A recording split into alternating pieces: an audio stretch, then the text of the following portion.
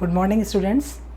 मैं doctor Anita Shukla, assistant professor government VYT PG autonomous college Durg में हूँ। मैंने आज MSc सेकेंड सेमेस्टर के बच्चों के लिए एक वीडियो लेक्चर तैयार किया है और इस लेक्चर का जो टॉपिक लिया है वो है न्यूटन रैप्सन मेथड। ये न्यूटन रैप्सन मेथड जो आप लोग एल्जेब्रिक एंड ट्रांसेंडेंटल इक्वेशन लेते हैं उसमें है, ये उसका एक पोर्शन है। तो इसमें आप जानते हैं एक्सप्रेशन, अगर हमारे पास एक एक्सप्रेशन है f(x) = a0 x to the power n a1 xn - 1 a2 xn - 2 up to an, इस तरह का अगर एक्सप्रेशन है। एक्चुअल में ये मेथड जो होता है या किसी भी प्रकार का ये जो कंप्यूटेशनल वाला पोर्शन है ये हम लोग कहाँ यूज़ करते हैं, जहाँ पर अप्लाइड मैथमेटिक्स है या इंजीनियरिंग मैथमेटिक्स है, जहाँ कैलकुलेशन की ज़रूरत होती है वहाँ पर इन मेथड्स का हम यूज़ करते हैं। तो इनके यूज़ करने के लिए हमको पहले प्रॉपर एक्सप्रेशन की जानकारी होनी चाहिए। तो वो एक्सप्रेशन हम किस रूप में लेते हैं कि अगर हमारे पास ये f(x) के फंक्शन के फॉर्म में है, तो अगर ये f(x) के एक एक्सप्रेशन है जिसमें f(x) का मान अगर 0 है, यहाँ पर क्या है a0 n कोई इंटीजर है, a0 उसकी अप्रॉक्सीमेट वैल्यू है। अब अगर यहाँ पर f(x) = 0 है तो इसके सॉल्यूशन कैसे निकाले जाएंगे? सॉल्यूशन निकालने के दो तरीके हो सकते हैं कि हम x की वो वैल्यू निकालें जो y = f(x) को संतुष्ट करती है, इसको सेटिस्फाइड करती है। और ज्योमेट्रिकली क्या होता है? ज्योमेट्रिकली का मतलब हो रहा है कि हम रूट ऑफ रियल इक्वेशन निकालें। रियल इक्वेशन रूट्स निकालने का मतलब है हम ऐसा ग्राफ बनाएं जो y = f(x) और x को आपस में कट करता है, वो जो पॉइंट होगा वो उसका सॉल्यूशन होगा। तो ज्योमेट्रिकली और कैलकुलेशन से दोनों की वैल्यू हमको सिमिलर प्राप्त होती है। अब अगर ये इक्वेशन f(x) = 0 है, इसमें इक्वेशन इस रूप में है कि ax² + bx + c = 0, इस तरह का जो इक्वेशन है जिसको आप एल्जेब्रिक इक्वेशन कहते हैं, इसको आपको सॉल्व करना आता है। डिफरेंट मेथड्स होती है जिसको आप सॉल्व कर लेते हैं, ये हो गया एक पार्ट ऑफ एल्जेब्रिक इक्वेशन। लेकिन इसी इक्वेशन में अगर हमारे पास एक्सपोनेंशियल के टर्म है, ट्रिग्नोमेट्रिक टर्म है, लॉगरिथमिक टर्म है, तो इस प्रकार के जो टर्म इन्वॉल्व हो जाते हैं, मान लीजिए ax + cos x = 0 या ax² + log x + e⁻x = 0, इस तरह के जो इक्वेशन मिलते हैं इसको हमने नाम दिया है ट्रांसेंडेंटल इक्वेशन। एक हो गया एल्जेब्रिक इक्वेशन और दूसरा हो गया ट्रांसेंडेंटल इक्वेशन। ठीक है, ट्रांसेंडेंटल का मतलब ही हो गया ऐसे इक्वेशन जिसमें कि ट्रिग्नोमेट्रिक फंक्शन इन्वॉल्व होते हैं। ट्रिग्नोमेट्रिक फंक्शन कौन कौन से हो सकते हैं? साइन कोसाइन के टर्म हो सकते हैं, एक्सपोनेंशियल फंक्शन हो सकते हैं, लॉगरिथमिक फंक्शन हो सकते हैं। ऐसे फंक्शन जिसमें इन्वॉल्व होते हैं उस इक्वेशन को नाम दिया गया है ट्रांसेंडेंटल इक्वेशन। ट्रांसेंडेंटल इक्वेशन और दूसरा वाला है एल्जेब्रिक इक्वेशन। इन दोनों इक्वेशन को जो सॉल्यूशन निकालते हैं, सॉल्यूशन मतलब है method of finding the procedure, कैसे हम इसको सॉल्व कर रहे हैं, उसे निकालने के जो मेथड्स हैं।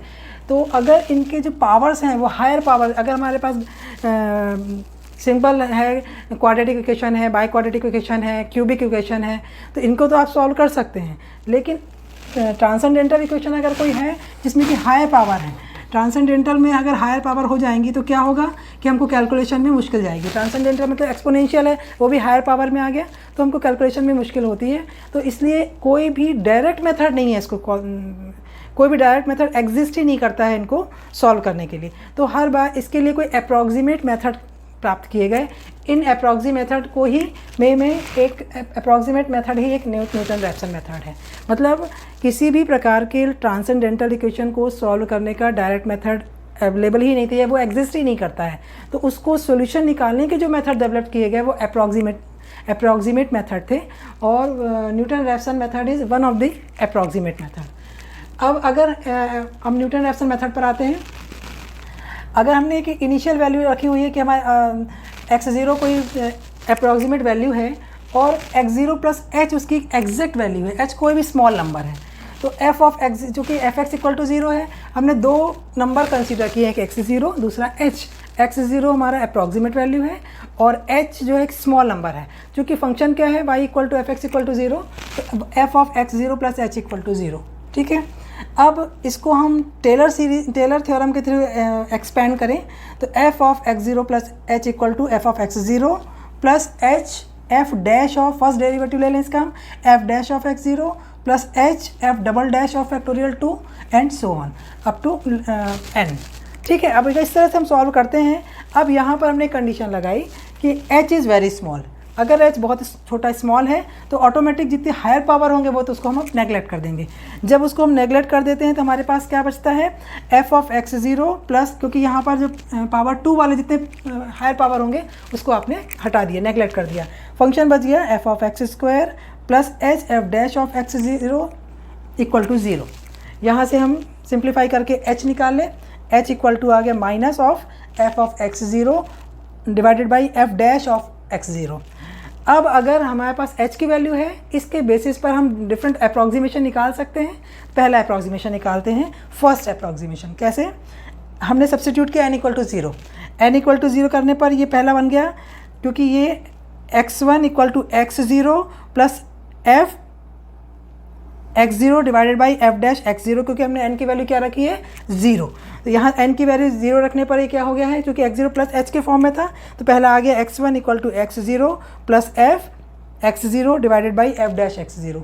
अब अगर हमने दूसरी वैल्यू सब्स्टिट्यूट की n इक्वल टू 1 लेंगे तो एक बढ़ जाएगा, 1 के प्लेस में क्या आ जाएगा, 2, और जहाँ 0 था उसके प्लेस में आ जाएगा 1। तो सेकेंड अप्रॉक्सीमेशन क्या बन गया, x2 equal to x1 plus f of x1 f dash of x1। अब ये दो वैल्यू हमने रख ली है। अब हम तीसरी वैल्यू लें, अगर हम n इक्वल टू 2 लेते हैं, 2 में क्या होना चाहिए, 2 के प्लेस में आ जाएगा, एक बढ़ जाएगा, x3 equal to x2 plus f of x2 divided by f dash of x2। Similarly अगर हम नंबर ऑफ वैल्यूज़ जो है अगर हम n के फॉर्म में ले रहे हैं तो इक्वेशन हमारा क्या बन जाएगा, x of n plus 1 equal to xn minus f of xn divided by f dash of xn। इसका मतलब है ये जो फॉर्मूला हमको मिला xn plus 1 equal to xn plus 1 equal to xn minus f xn divided by f dash of xn, ये Newton's formula कहलाता है। इस फार्मूले के थ्रू हम सारे कैलकुलेशंस करते हैं, ठीक है। तो अब इसको हमको अगर कैलकुलेशन करना है तो इसको फॉलो करने के लिए कुछ चीज़ों का ध्यान रखना पड़ेगा। सबसे पहले हम जो इनिशियल वैल्यू चुनेंगे वो इस तरह से चुनेंगे कि n की वैल्यू हम 1 से रखना शुरू करेंगे, जिस पर ये सेटिस्फाइड इक्वेशन सेटिस्फाई हो जाए, और ये कॉन्जिक्यूटिव वैल्यू होनी चाहिए, 1 के बाद 2, 2 के बाद 3, और दो अपोजिट साइन की वैल्यू अगर आती हैं तब वो वैल्यू इनिशियल वैल्यू बनेगी। जैसे मान लीजिए हमने एक एग्जांपल लिया, f(x) equal to x² minus 5x plus 2। ये एक क्या है, ये एल्जेब्रिक इक्वेशन है। इसको हमको अगर सॉल्व करना है, अब हमने सब्स्टिट्यूट करना शुरू किया इसको 1 से, f ऑफ 1 रखा, 1 रखने पर क्या हुआ, ये 1² माइनस 5 इंटू 1 प्लस 2, मतलब कितना आ गया, ये 1 माइनस 5 प्लस 2, मतलब ये हो गया आपके पास 3 माइनस 2, ठीक है। अब सब्स्टिट्यूट किया हमने f इक्वल टू 2 की वैल्यू सब्स्टिट्यूट की, यानी 4 माइनस 10 प्लस 2, ये आपके पास कितना आ गया, -4। मैंने अगर 1 रख रहे हैं तो ये वैल्यू आई -2, उसके बाद सेकंड वैल्यू आनी चाहिए 2 रखने पर भी आ गई -4। मैंने अभी भी इक्वल और अपोजिट साइन नहीं आए हैं। अब आगे बढ़ते हैं, f की वैल्यू 3 रखते हैं, n की वैल्यू यहाँ पर जो x है उसकी वैल्यू 3 रख के देखते हैं। 3 रखा तो ये कितना आ गया, 3 रखने पर आपके पास आ गया 9 माइनस 15 प्लस 2, कितना हो गया, ये 9 2 11, यहाँ से बच गया आपके पास -4। यहाँ भी देखिए ये भी माइनस आया, अगला भी माइनस आया। अब हम रख के देखते हैं 4, 3 तक में हमको एक प्लस और माइनस की वैल्यूज़ नहीं मिली। अब हमने रखा 4, f ऑफ 4 हम जब रखते हैं ये आ गया 16 माइनस 20 प्लस 2, ये कितना हो गया, -2।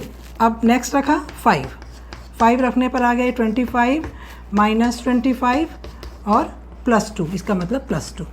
एक वैल्यू आपके पास आ रही है -2, दूसरी वैल्यू आ रही है +2। माने हमने स्टार्ट कहाँ से किया था, 1 से। कहाँ तक लेंगे, जहाँ पर हमारे पास इक्वल या दो कॉन्जिक्यूटिव नंबर हो प्लस माइनस के फॉर्म में हो। ये वैल्यू का इक्वल होना ज़रूरी नहीं है, पर कॉन्जिक्यूटिव वैल्यू होनी चाहिए। 4 के बाद हमने 5 लिया, 4 के बाद 7 नहीं ले सकते, या 1 के बाद सीधे 3 नहीं ले सकते। बस ये हमको ध्यान रखना है, 2 कॉन्जिक्यूटिव नंबर लेना है, उसके बाद वो माइनस और प्लस होना चाहिए। जब वो नंबर आपको मिल गया तो वो आपकी इनिशियल वैल्यू होगी। अब हमने 4 और 5 लिया, इसका मतलब है कि x0 की वैल्यू आ गई है 4, ठीक है। अब इसको हम आगे सॉल्व करते हैं। Initial value x0 equal to 4 हमको मिल गई है, 4 और 5 हमने चुन लिया है। अब इक्वेशन ये है, इसमें वैल्यू को सब्स्टिट्यूट करें तो ये हमारे पास इक्वेशन है, xn प्लस 1 फार्मूला है। यहाँ पर हमने xn एक्स एन, ये जो इक्वेशन इस फॉर्म में जो है एक्स एन स्क्वायर हो जाएगा 5xn plus 2 divided by 2x है, इसको एक बार डिफरेंशिएट करना है, इसको एक बार डिफरेंशिएट किया, एक्स स्क्वायर माइनस 5x का 2x स्क्वायर माइनस 5 हो गया, तो ये हो गया 2xn माइनस 5। ठीक है, अब हम यहाँ पर इसको सिंप्लीफाई करें, सिंप्लीफाई आप करेंगे तो क्रॉस मल्टीप्लाई होगा, क्रॉस मल्टीप्लाई होकर ये क्या बन गया X N square minus 2xn minus 5। मैंने जो इक्वेशन है उस इक्वेशन को हम उस फॉर्मूले में सब्सटीट्यूट करके सिंप्लीफिकेशन कर रहे हैं। इनिशियल वैल्यू हमारे पास है जो कि x0 इक्वल टू 4 के फॉर्म में, वो भी आपने कैलकुलेशन से प्राप्त की है। अब n के मान हमने इस तरह से रखे हैं। अब पहला हमने रखा है x0 का मान हमको रखना है 4 और n का मान की शुरुआत करेंगे हम 0 से। सबसे पहला मान रखा है n इक्वल टू 0। जैसे यहाँ पर ये इक्वेशन है, इस इक्वेशन में हम वैल्यू सब्सटीट्यूट करने जा रहे हैं। पहला वैल्यू रखा है n equal to 0। n equal to 0 रखने पर ये हो गया x1, यहाँ पर आगे x0 square minus 2x0 minus 5। ठीक है, x0 का मान आपके पास है जो कि आप रखेंगे 4, तो ये हो जाएगा 4 का स्क्वायर माइनस 8, 2 इंटू 4 माइनस 5, तो ये आया 14/3 विच इज़ इक्वल टू 4.667। तो किसकी वैल्यू आ गई, n इक्वल टू 0 रखने पर x1 का पहला वैल्यू आ गई, x1 का, यानी x1 की वैल्यू हमको मिल गई। अब हम सेकंड पर आते, सेकंड का मतलब हो गया हमने सेकंड वैल्यू सब्सटीट्यूट की n इक्वल टू 1। जैसे यहाँ पर n इक्वल टू 1 करते हैं, इसका मतलब ये बन गया 2 x2 equal to x1 square, यहाँ पर रखा 1, यहाँ पर हम सब्सटीट्यूट क्या कर रहे हैं n इक्वल टू 1 रखने पर ये 2 x1 square minus 2x1 minus 5 इस फॉर्म में आ गया। x1 का मान आपके पास आ चुका है। इस वैल्यू को अब आप x1 में सब्सटीट्यूट करेंगे। x1 के पहले जो आपने x0 4 रखा था, अब वो x1 कितना आ गया 4.667। अब इसको रखा, फिर आपने सिंप्लीफाई किया, ये लंबा कैलकुलेशन है, 4.667 टू दी पावर स्क्वायर में है, इसे लंबा कैलकुलेशन करने के बाद ये हमारे पास जो वैल्यू आ रही है ये आ रही 4.5641। ये किसकी वैल्यू आ गई, x2 की वैल्यू आई, जबकि हमने n इक्वल टू 1 रखा। अब सेम ऐसे आगे बढ़ते जाते हैं। ये प्रोसेस हम कब तक करेंगे, जबकि दो वैल्यू सिमिलर पॉइंट के अगले 4 डिजिट तक की वैल्यू सिमिलर ना आ जाए, तब तक इसको हम रिपीटिशन करते चले जाएंगे। तो ये n इक्वल टू 2 रखा तो हमको x3 प्राप्त हो गया। x3 प्राप्त करने पर भी हमको ये कैलकुलेशन किया, x2 का मान हमने कितना रखा, जब x3 ले रहे हैं तो x2 का मान हमारे पास आ गया है 4.5641 का square minus 2 upon 2 into 4.5641 minus 5। इसको जब हम सिंप्लीफाई करते हैं तो हमारे पास जो वैल्यू आ रही है 4.611 के फॉर्म में आती है, यानी कि n इक्वल टू 2 रखने पर ये मान कितना प्राप्त हुआ। ये किसकी वैल्यू आ गई, x3 की वैल्यू आ गई। नेक्स्ट कहाँ जाएंगे, n की वैल्यू क्या लेंगे 3 लेने पर क्या निकलेगा x4। जब x4 लेते हैं तो हमारे पास सिमिलर वैल्यू प्राप्त होती है 4.5611। कब, जबकि x3 इक्वल टू x4, माने हमारे फोर्थ इस स्टेप तक पहुंचने पर ये सिमिलर वैल्यू प्राप्त होती है। माने अगर हमको न्यूटन रैप्सन मेथड को सॉल्व करना है तो ये एक अप्रॉक्सीमेशन मेथड के फॉर्म में प्राप्त मिल रहा है, और हम इसको कहाँ तक लेते चले जाते हैं, जब तक कि दो वैल्यू सिमिलर ना हो जाए। इसलिए हम इसको ये method one of the iterative method भी कहलाता है। इटरेटिव का मतलब क्या हो गया, जहाँ repetition of the function, bar bar repetition होता है जब तक कि हमको दो सिमिलर वैल्यू नहीं मिल जाती है। तो ये हो गया एक, हमने कौन सा इक्वेशन लिया था कि एल्जेब्रिक इक्वेशन लिया। एल्जेब्रिक इक्वेशन पर न्यूटन रैप्सन मेथड को फॉलो करते हुए सॉल्यूशन प्राप्त किया। तो ये फोर्थ डेसिमल पर आकर के ये दोनों इक्वल हमको वैल्यू प्राप्त हो रही है, तो यहाँ पर ये हमारा सॉल्यूशन होगा। ठीक है, चलिए अब हम लोग अगला एक ट्रांसेंडेंटल इक्वेशन को भी लेते हैं और उसको सॉल्व करते हैं। अब नेक्स्ट हम लोग ट्रांसेंडेंटल इक्वेशन लेते हैं। ट्रांसेंडेंटल कौन सा इक्वेशन है, जिनमें एल्जेब्रिक इक्वेशन ऐसे इक्वेशन जिनमें कि ट्रिग्नोमेट्रिक टर्म या एक्सपोनेंशियल टर्म या लॉगरिथमिक टर्म इंक्लूडेड होता है, उसको आप कहते हैं ट्रांसेंडेंटल इक्वेशन। तो फॉर एग्जांपल हमने ट्रांसेंडेंटल इक्वेशन लिया f(x) equal to 3x minus cos x minus 1। अब इसको हमको 4 डेसिमल तक लेना है, इसको सॉल्व करना है। इसके लिए हमने f0 का मान पहले वैल्यू रखी है x इक्वल टू 0। जब हम यहाँ पे 0 सब्सटीट्यूट कर रहे हैं, देखिए 3 into 0 minus cos 0 minus 1 equal to 0, cos 0 equal to 1, यानी कि ये आ गया -2। सेकेंड सब्सटीट्यूट किया f1, यहाँ पे ऐसी वैल्यू 1 रखी, 3 minus cos 1 minus 1 which is equal to, यहाँ पे आपने cos 1 की वैल्यू यहाँ पे सब्सटीट्यूट की, यहाँ पर आगे माइनस है, इसका मतलब ये टोटल वैल्यू आ गई 1.4577। एक वैल्यू नेगेटिव, दूसरी वैल्यू पॉजिटिव, और यही हमको देखना है कि कॉन्जिक्यूटिव नंबर होना चाहिए और प्लस और माइनस होना चाहिए। यानी कि हमारे पास जो हमारा रूट्स होगी, रूट्स किसके बीच में आनी चाहिए, 0 और 1 के बीच में होनी चाहिए। ये क्लियर हो गया, क्योंकि सबसे पहले हम ये देखते हैं कि रूट्स कहाँ हैं। रूट्स देखने के लिए क्या किया, 2 कॉन्जिक्यूटिव वैल्यू रखी है, जो प्लस और माइनस जहाँ आता है वो हमारी रूट्स कहलाती है। तो अब हमने यहाँ पर देख लिया कि 0 1 के बीच में। अब हमने इनिशियली अपनी ओर से, क्योंकि ये तो क्लियर है कि 0 और 1 के बीच में वो कौन सी हो सकती है, उसके लिए हमने एक रैंडमली एक नंबर चुन लिया, इन दोनों के बीच का हमने ले लिया 0.6। अब इसको हम इनिशियल वैल्यू लेकर चल रहे हैं। देखिए ये जो है केवल ट्रांसेंडेंटल इक्वेशन में ही हो सकता है। क्यों, क्योंकि ये जो इसमें जो टर्म्स होती हैं वो कॉम्प्लिकेटेड होती है, इसलिए हम अपनी ओर से सेलेक्ट करते हैं। जब आप एल्जेब्रिक लेते हैं उसमें ऐसा कोई भी नहीं है, उसमें आप डायरेक्ट उसकी वैल्यू ले सकते हैं। अब हमने यहाँ पे वैल्यू सब्स्टिट्यूट की 0.6, यानी x0 की वैल्यू हमारी 0.6 है। फंक्शन क्या था, fx 3x minus cos x minus 1, इसको एक बार डिफ्रेंशिएट कर लिया, ये आ गया 3 प्लस साइन एक्स। अब इस फंक्शन को जो वैल्यू आई है उसको इक्वेशन जो हमारा न्यूटन रेफसन मेथड का जो इक्वेशन है उसमें सब्स्टिट्यूट किया। क्या फॉर्मूला है, xn + 1 equal to xn minus f of xn divided by f dash of xn। ये दोनों को हमने वैल्यू सब्स्टिट्यूट की। अब देखिए xn फंक्शन ऑफ xn, मतलब ये fx की वैल्यू हो गई, divided by f dash of xn, ये f डैश इसका एक बार डेरिवेटिव निकाल लिया, f डैश ऑफ xn हो गया। अब इसको हमको सिंप्लीफाई करना है। यहाँ पर एक क्रॉस मल्टीप्लिकेशन होगा, जो क्रॉस मल्टीप्लिकेशन करके आप सिंप्लीफिकेशन करेंगे तो आपके पास टर्म क्या आ जा रहा है, xn sine xn plus cos xn plus 1 divided by 3 plus sine xn। ये हमारा फंक्शन आ गया किसके लिए, इस वाले प्रॉब्लम के लिए जिसमें xn + 1 का मान हमने 0.6 लिया हुआ है।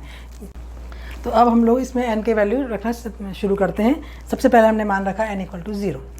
जैसे ही हम n = 0 रखते हैं इक्वेशन में तो ये हो जाएगा n 0 + 1 माने x1, n का मान 0 रखा x0, 3x0 minus x0 sine x0 plus cos x0 plus 1 divided by 3 plus sine x0। x0 का मान कितना लेना है, 0.6। यहाँ हम रखेंगे 0.6 साइन ऑफ 0.6, साइन ऑफ 0.6। इसका मान आप कैसे निकालेंगे, साइन टेबल से। साइन टेबल जो आता है उससे मान जा कर के देखेंगे, फिर उसका मान यहाँ रखा जाएगा। तो साइन टेबल यहाँ भी, इसके बाद कॉस भी चाहिए, इसलिए कॉस टेबल से भी वही मान निकालना पड़ेगा। तो साइन x0 हो गया, साइन 0.6 का टेबल से मान निकाला, प्लस कॉस, उसका मान भी कॉस टेबल से निकालेंगे, plus 1 divided by 3 sign x0। ये मान हमको मिल गया। इसके सिंप्लीफाई के, ये इसके जो भी प्रॉब्लम इस तरह के होंगे उसमें आपको विदाउट टेबल आप नहीं कर पाएंगे, चाहे वो लॉग का प्रॉब्लम हो या एक्सपोनेंशियल का हो या जो भी है, मतलब ट्रांसेंडेंटल इक्वेशन जो होंगे साथ में आपको एक टेबल भी प्रोवाइड की जाएगी, तब आप उसकी वैल्यू सब्स्टिट्यूट कर पाते हैं। तो 3 प्लस साइन x0, इसको हमने सारा मान टेबल के थ्रू देख करके जो सब्स्टिट्यूट किया, तो जो n = 0 रखने पर x1 का मान कितना आ गया, 0.6071 सारा कैलकुलेशन करने पर, माने ये अभी हमको डेसिमल के 4 पॉइंट्स तक ये मिल रहा है। अब ये किसकी वैल्यू हुई है, पहले वाले फर्स्ट अप्रॉक्सीमेशन आया अभी, ठीक है। अब हम सेकंड पर आते हैं। सेकंड पर आने का मतलब है कि अब हम n की वैल्यू क्या पुट करेंगे, 1। जैसे ही 1 पुट करेंगे इसमें तो ये बन जाएगा 2, तो ये आ जाएगा x2 = x1 का मान हमारे पास आ चुका था, सेकेंड इक्वेशन बन गया x2 = x1 sine of x1 plus cos of x1 plus 1 divided by 3 plus sine of x1। x1 का मान आपको क्या रखना है, 0.6071। ये वैल्यू हमने यहाँ सब्स्टिट्यूट की, 0.6071 sine of 0.6071 plus cos 0.6071 plus 1 divided by 3 plus sine 0.6071। अब यहाँ पर फिर वही है, जो साइन और कॉस की वैल्यू होगी आप साइन टेबल से ही निकाल पाएंगे, फिर वो वहाँ से देख कर के आप वैल्यू सब्स्टिट्यूट करते हैं। वैल्यू सब्स्टिट्यूट करने पर जो वैल्यू आपको प्राप्त हो रही है उसका मान भी एग्जैक्टली सेम आ रहा है, 0.6071। इसका मतलब x1 = x2, केवल 2 नंबर पर ही ये हमको एग्जैक्टली सेम नंबर प्राप्त हो जाते हैं। तो हमको निकालना क्या था कि 4 डेसिमल तक निकालना था वैल्यू, वो हमने 4 डेसिमल तक ली। आगे हमको आगे जाने की ज़रूरत नहीं पड़ी, क्योंकि हमारे दोनों कब तक लेते हैं जबकि 2 सिमिलर नंबर ना आ जाए, और यहाँ पर 2 सिमिलर नंबर हमको केवल सेकंड अप्रॉक्सीमेशन में ही प्राप्त हो गए हैं। तो ये one of the best approximate method है अलजेब्रिक और ट्रांसेंडेंटल इक्वेशन को सॉल्व करने का। धन्यवाद।